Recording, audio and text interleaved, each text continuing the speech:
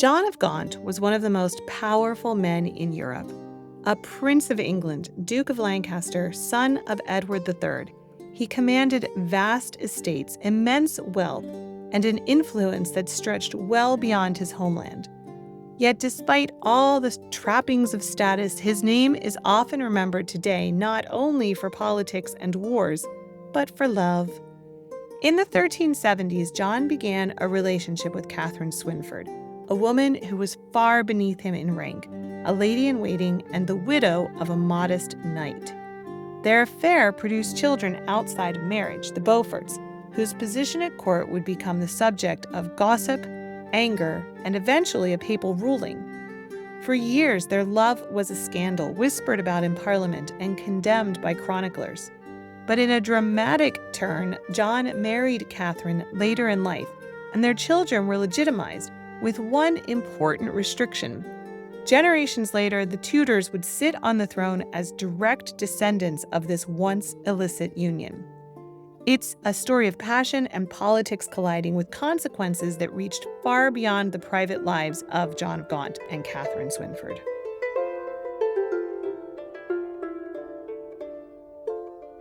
Hello, friend. Welcome back to the Renaissance English History Podcast, the original Tudor history podcast telling stories of 16th century England since 2009. I am your host, Heather. I am, as always, delighted that you are here with me. Today, we're going way back in time, going way beyond what we normally talk about, because we're going to talk about John of Gaunt and Katherine Swynford. Now, you might say, well, how does that relate to the Tudors? Well, how it relates to the Tudors is it's literally where the Tudors came from. So we're going to go back and talk about that relationship between Katherine Swynford and John of Gaunt. Let's get started. To understand the affair, we need to first look at John of Gaunt himself. Born in 1340, he was the third surviving son of Edward III and Philippa of Hainault.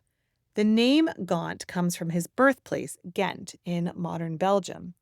Though not the eldest, John's fortunes rose quickly thanks to his advantageous marriage to Blanche of Lancaster in 1359. Now, Blanche was the sole heiress of the vast Lancaster estates, and through her, John inherited enormous lands across England, making him one of the wealthiest nobles in Europe. As Duke of Lancaster, John's income rivaled that of the crown itself. He maintained great households, patronized poets like Geoffrey Chaucer, and played an active role in the politics of his father's reign.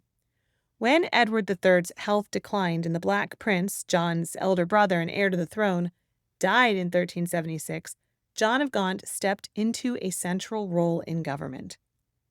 During the minority of his young nephew, Richard II, John acted as a stabilizing figure, though not without controversy. He was accused of protecting corrupt officials, favoring foreign allies, and imposing harsh taxes.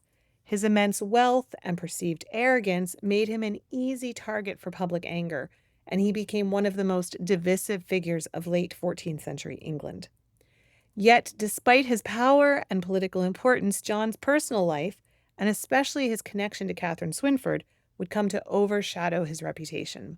The man who had been married into the highest echelons of nobility would risk scandal for a relationship that seemed wildly inappropriate for his station. So who was Katherine Swynford? Well, her story begins far from the wealth and grandeur of the Lancastrian estates. She was born around 1350, the daughter of Péan de Roye, a knight from Hainault who had come to England in the retinue of Queen Philippa, Edward III's consort. Her family was noble but not wealthy, and Catherine's prospects would depend on service in the household of greater lords. She grew up in the orbit of the royal court, where her elder sister, Philippa de Roye, married the poet Geoffrey Chaucer. That connection alone brought Katherine into circles of influence, but her own path was shaped by her marriage to Hugh Swynford, a minor knight from Lincolnshire.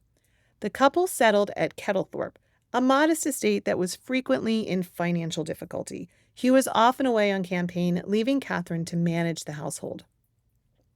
Her fortunes changed when she entered the household of Blanche of Lancaster, John of Gaunt's first wife. Katherine became governess to the Duke and Duchess's children, including the future King Henry IV. This role gave her an unusual position of trust both within the Lancastrian family and at court. Chroniclers described her as beautiful, intelligent, and capable, qualities that undoubtedly caught John's attention. When Hugh Swynford died in 1371, Catherine was left a widow in her early 20s with children to support and little wealth to fall back on. It was in this vulnerable position that her relationship with John of Gaunt began to shift. Once simply the governess to his children, she became the focus of the Duke's passion and eventually his partner in one of the most notorious affairs of the late Middle Ages.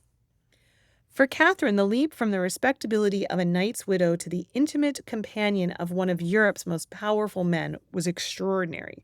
It was also dangerous because it would embroil her in a scandal that would follow her for the rest of her life. The precise moment when John of Gaunt and Katherine Swynford crossed the line from trusted governess and duke to lovers is impossible to pin down, but most historians place the beginning of their affair in the early 1370s, not long after the death of Hugh Swynford in 1371.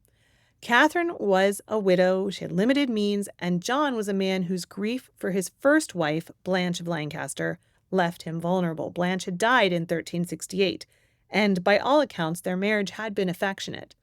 The Duke honored her memory for years afterwards, commissioning poems like Chaucer's Book of the Duchess in her name.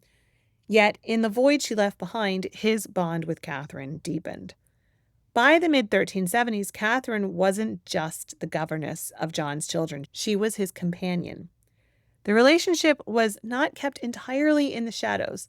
Chroniclers such as Thomas Walsingham, who was quick to condemn court scandals, hinted at the affair with disapproval, calling Catherine's influence over the Duke a disgrace. The couple had several children together, later known collectively as the Beauforts: John, Henry, Thomas, and Joan. Born out of wedlock, these children were acknowledged by their father but carried the stain of illegitimacy that would complicate their futures. John of Gaunt's political situation only added fuel to the controversy. In 1371, he had remarried, this time to Constance of Castile, a union intended to bolster his claim to the throne of Castile through her inheritance. The marriage was strategic, but it was not affectionate, and throughout his decades with Constance, John continued his relationship with Catherine. The arrangement, a dynastic marriage on one hand and a passionate liaison on the other, was exactly the kind of hypocrisy that critics seized upon. The political climate of the late 1370s made matters worse. John's prominence in government during Richard III's minority made him a lightning rod for public anger. Accusations of corruption, mismanagement, and foreign favoritism swirled around him. His private life and Catherine's role in it became yet another charge against him. In 1376, during the so-called Good Parliament, reform-minded members went so far as to denounce his household, singling out Catherine as a corrupting influence. For Catherine, the risks, of course, were immense. A noble woman might hope to survive disgrace through family connections or wealth, but she had neither. Her position depended entirely on John's protection. What began as a widow's attempt to secure her future had grown into one of the most talked about affairs of the century, a relationship that seemed at times to imperil John's political standing. Catherine found herself drawn into the fire, with chroniclers painting her as a dangerous influence, a woman who had bewitched the Duke and led him into sin. One hostile writer even described her as a witch whose charms corrupted Lancaster's judgment, a familiar slur leveled at women who dared to overstep their expected role. Yet despite the hostility, John didn't abandon her. Their relationship continued openly, and their children, the Beauforts, were acknowledged and provided for. But public resentment only deepened, and in 1381 it exploded in the Peasants Revolt. Sparked by anger over poll taxes and years of war, we're also a generation on from the Black Death, so we're dealing with shrinking population, fewer workers wanting more autonomy, wanting more money. Rebels poured into London, attacking symbols of wealth and authority. John was in Scotland at the time, but the fury of the crowds fell on him all the same. His magnificent Savoy Palace, the jewel of the Lancaster estates, was stormed, looted, and burned to the ground. Chroniclers record that the rioters hurled his gold and silver into the Thames so that no one could profit from it. In that moment, John of Gaunt became the very embodiment of oppression in the eyes of the people. His private life was bound up in that resentment, and Katherine, already maligned as his mistress, bore the brunt of renewed hostility. To shield himself from further political damage, John formally renounced her after the revolt. Katherine was dismissed from his household and retreated to Kettlethorpe, the modest Lincolnshire estate she had inherited through her late husband. For Katherine, the separation was a bitter reversal. She had risen to the heights of intimacy with one of the most powerful men in Europe, only to be cast aside when his position became untenable. Yet, even at a distance, John continued to support her and the children financially. The renunciation after the Peasants Revolt did not end their story, far from it. Their bond remained, waiting for the chance to return. But for more than a decade, their love survived only in private, overshadowed by the fury of a kingdom that saw John as the enemy and Katherine as his scandalous accomplice. Everything changed in the 1390s. Constance of Castile died in 1394. And then, after nearly 2 decades of scandal, separation, and whispered gossip, John of Gaunt and Katherine Swynford finally had their moment. In 1394, John's second wife, Constance of Castile, died, leaving him free from the obligations of that long political marriage. 2 years later, in January 1396, John stunned England by marrying Katherine. For many, the union was shocking. Katherine had been the subject of slander in Parliament, blamed for corrupting Lancaster's household, and dismissed as an unsuitable companion. Now she was the Duchess of Lancaster, elevated to one of the most powerful positions in the realm. Chroniclers reacted with scorn, calling the marriage disgraceful. Others, though, began to soften their view, acknowledging the extraordinary endurance of their bond. The most consequential part of the marriage, though, was the legitimization of their children. With papal approval from Boniface IX, the Beauforts, John, Henry, Thomas, and Joan, were declared legitimate, but there was a crucial caveat. While they could inherit lands and titles, they were officially barred from ever claiming the throne of England. That exclusion was intended to prevent dynastic instability. But, as history would prove, such restrictions were not easily enforced once ambition came into play. The marriage itself was brief. John died in 1399, just 3 years later, but by then the Beauforts had secured their place among the English nobility. Katherine lived for several years quietly after his death, respected as the Duchess of Lancaster, and she died in 1403. It's one of the great ironies of medieval history. An affair once condemned as shameful became the foundation for a dynasty. For through their son, John Beaufort, came Margaret Beaufort, the determined mother of Henry Tudor and the future Henry VII. Without John and Catherine's marriage, the Tudors would never have claimed the throne. And before we dive into the legacy of the Beauforts, let me take a quick pause to remind you about TudorCon. It's coming up October 3rd through 5th at Agecroft Hall in Richmond, Virginia. In-person tickets are sold out, so we have the full online option for people who can't be there in person. Think of it as the ultimate Tudor nerd gathering. Historians, authors, entertainment, games, a whole community of people just as obsessed with this period as you are. When you join TudorCon from home, you'll get access to the live stream of talks, recordings you can revisit, and some fun digital swag. You can learn more englandcast.com/TudorCon from home to see the schedule and reserve your spot. englandcast.com/TudorCon from home.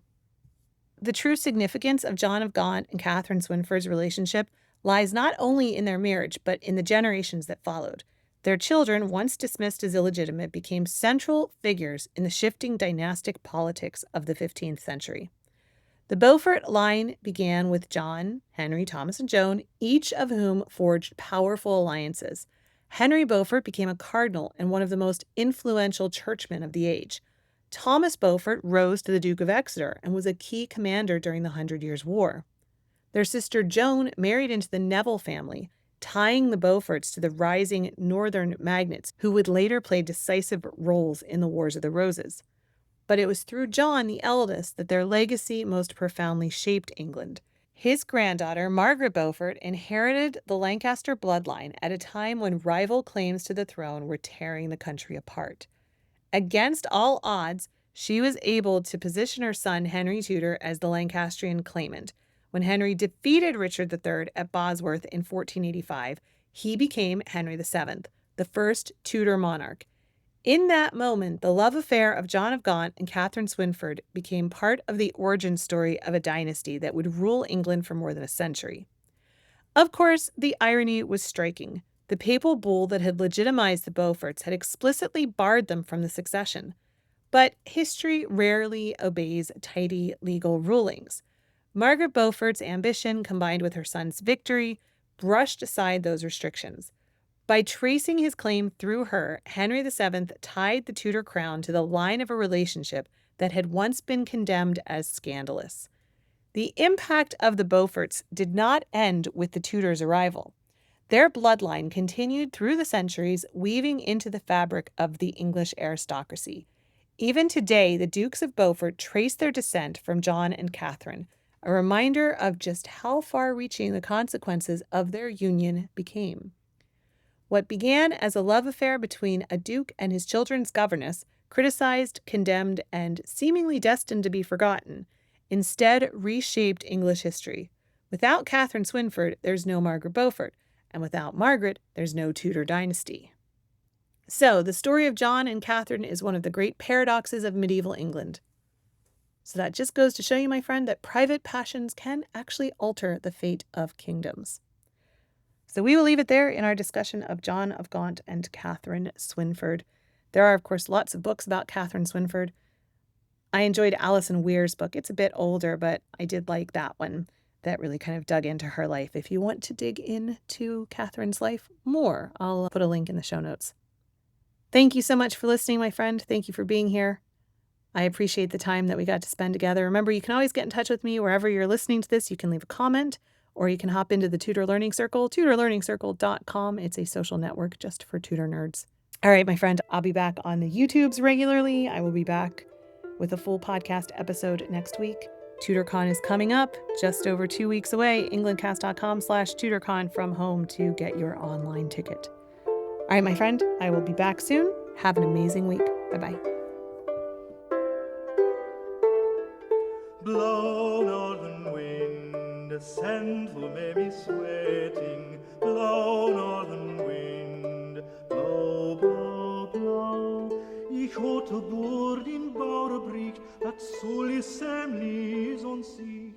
Menschful meiden of nicht, fern frei to fonder.